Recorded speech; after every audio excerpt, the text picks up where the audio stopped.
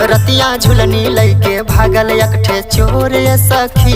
रतिया झुलनी लैके भागल एकठे चोर सखी। रतिया झुलनी लैके भागल एकठे चोर सखी। रतिया झुलनी लैके भागल एकठे चोर सखी। केहू जागल नइखे केतनो कैनी सोर सखी। केहू जागल नइखे केतनो कैनी सोर सखी। रतिया झुलनी लैके भागल एकठे चोर सखी।